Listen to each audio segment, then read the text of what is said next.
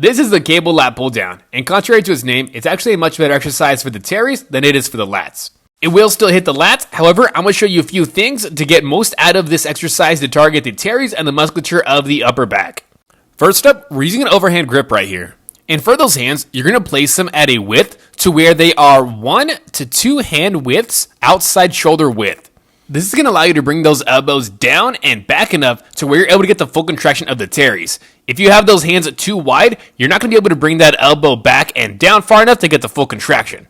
To know if you have a good hand position, at the very bottom of the exercise, that forearm should be angled slightly outwards just outside being vertical.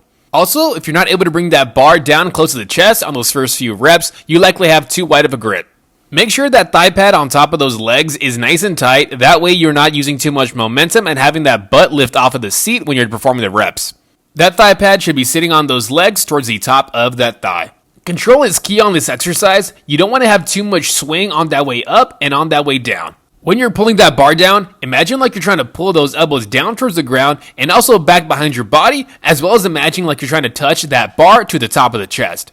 Try to get a good squeeze, at least on those first few reps at the very bottom of this movement.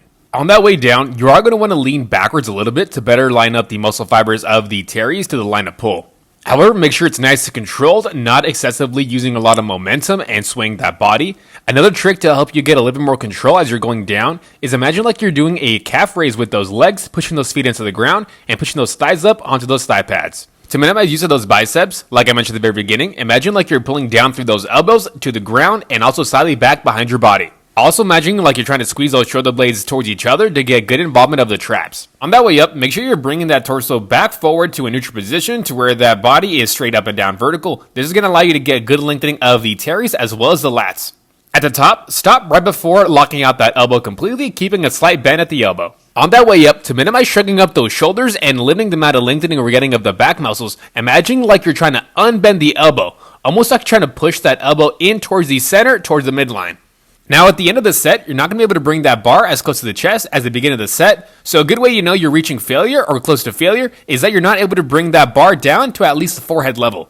Now you can add a little bit of momentum of the body to get a little few cheat reps, but make sure you're getting at least 7 to 8 good clean reps before you add those cheat reps at the end. Again, I can't stress how important it is to get a good contraction and squeeze at the very bottom and controlling that eccentric on that way up for at least 3 to 4 seconds. Please like and subscribe if you enjoyed this exercise tutorial, as well as check out my channel for my other tutorial videos, giving you tips and tricks just like this one to get the most out of each exercise.